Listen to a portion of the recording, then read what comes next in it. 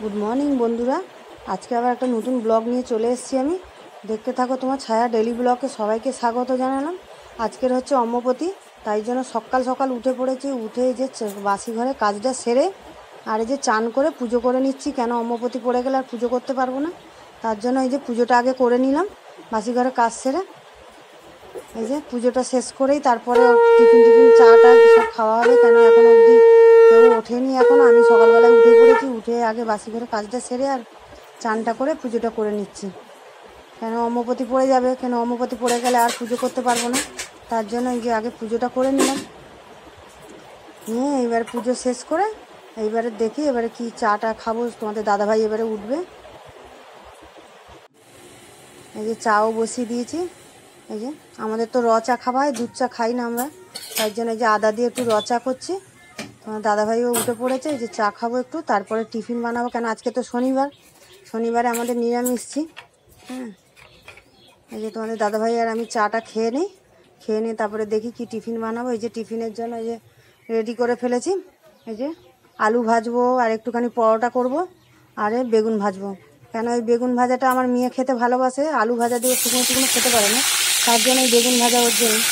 তাই এই যে বেগুন ভাজছি 4 পিস, ছেলে আবার বেগুন খায় না, তাই জন্য আমাদের 4 পিস বেগুন ভাজছি আর এই আলু ভাজা করব আর একটু পরোটা করব। নিরামিষছি তো। এই যে বেগুনটা ভাজা হয়ে গেছে আর একটা শুকনো লঙ্কা ফোড়ন দিয়ে আমি আলুটা ভেজে নিচ্ছি।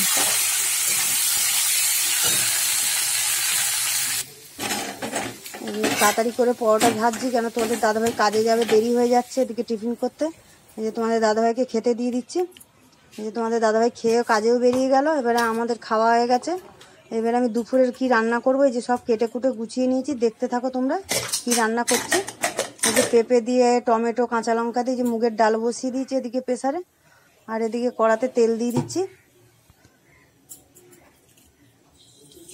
একটু কালো জিরে ফোড়ন দিয়ে দিচ্ছি আর দুটো কাঁচা লঙ্কা দিয়ে দিচ্ছি। দিয়ে আলু ঢেঁড়সটা ভাজবো। কেন ওকে নিরামিষ পেঁয়াজ দিতে পারবো না, তার জন্য একটু কালো জিরে কাঁচা লঙ্কা ফোড়ন দিয়ে আর ঢেঁড়সটা ভাজবো। ঢেঁড়স আলুটা ভাজা করবো।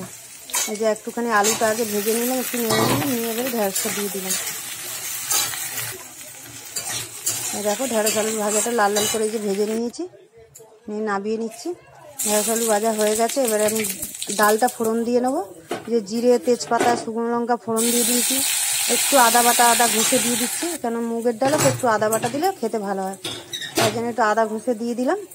দিয়ে এবারে ডালটা ফোড়ন দিয়ে দিচ্ছি। এই যে পেঁপে দিয়ে ডাল করেছি, টমেটো পেঁপে দিয়ে ডাল করেছি। একটু মিষ্টি দিয়ে দেবো। আমাদের আবার ঘিটা পছন্দ করে না, এই জন্য ঘি দেই না। এবার পোস্তটা করবো। যে পোস্তর জন্য একটু কালো জিরে ফোড়ন দিয়ে দিচ্ছি, দিয়ে আর আলুগুলো দিয়ে দিচ্ছি।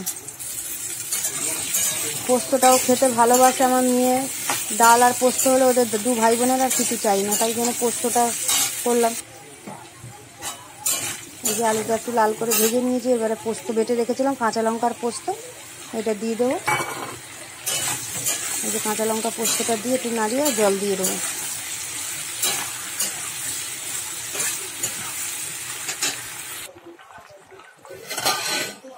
এদিকে ভাতও বসিয়ে দিয়েছি।